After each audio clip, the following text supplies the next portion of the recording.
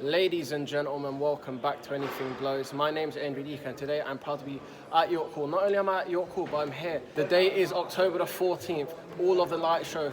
Jon Trethewey and Masih join me. How are you guys? Yeah, good, thank you. How are you? I'm good, thank you. Jon, how are you? I'm good, Andrew. Nice to see you. Nice to see you. And the calm before the storm, as they say a few hours before. So I'm going to go first into it. As I asked Aaron last time, I'll start with you, Jon. Who sold the most tickets for tonight's show? That'd be telling. The big fight between... Hi, guys. All right. The big fight between Inda and Sakib, that's done a hell of a lot of tickets. Probably 450 tickets between them. So that would do the most. Loads of them on the card have done loads. You'll tell from the noise they've all done loads, which is brilliant. And Aaron, just behind you, I can't touch it, but you probably can. Touchwood JP O'Meara finally gets to make his professional debut tonight. How do you feel about that?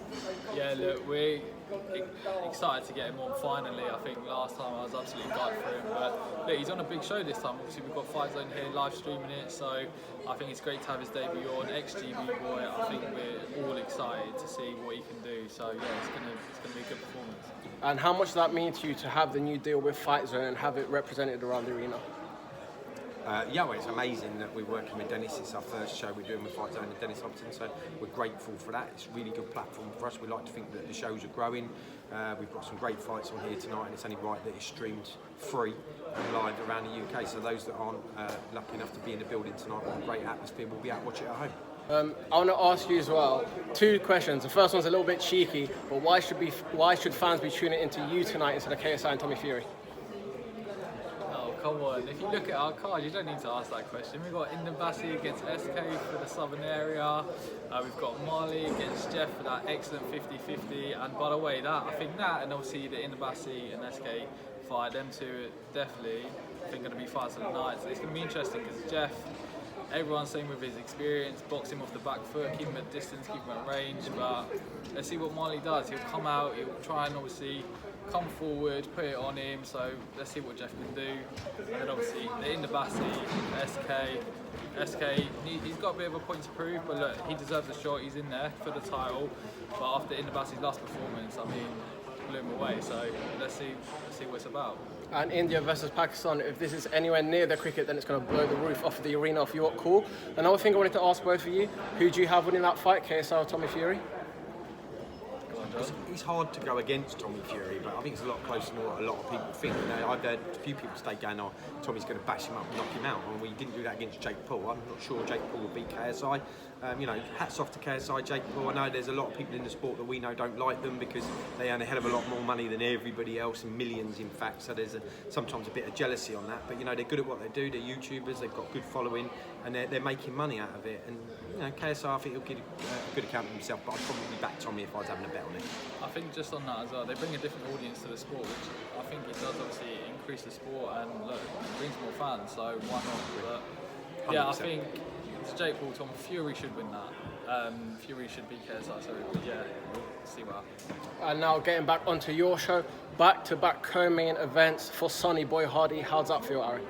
Yeah, it's great. Look, Sonny's a great lad, and he had his debut on our show. Same with Jon Robertson as well. Had his debut on our show. They're both back on the TM14 show for their second fight. So yeah, let's see what Sonny's been working on in training, in the gym.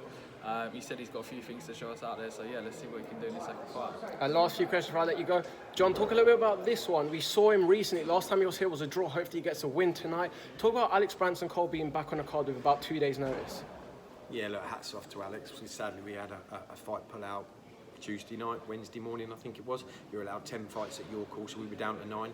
It was disappointing, and we were sorry for that fighter who pulled out. However, we sat there thinking we can still have the show, but there's a free slot there for someone. So when you ring up, there's certain people straight away, you know you can ring and probably turn up and still be able to sort of like find the money that pays for an opponent and do a little bit for us, etc. So he can do that and bring his fans in.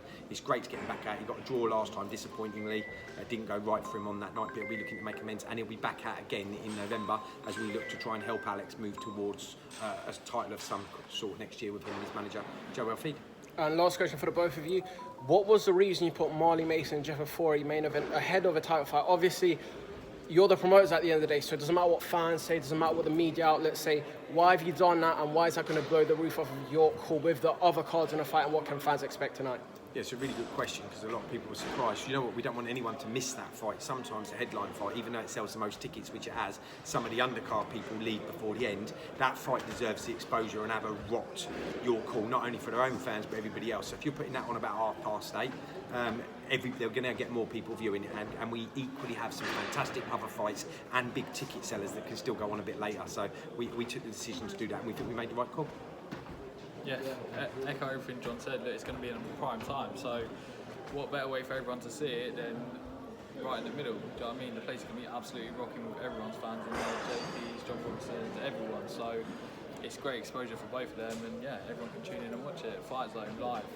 Ladies and gentlemen, I've been Enrique, joined by Jon Trethewey and Masih, two of the best promoters in the United Kingdom. Cheers, Andrew. Cheers.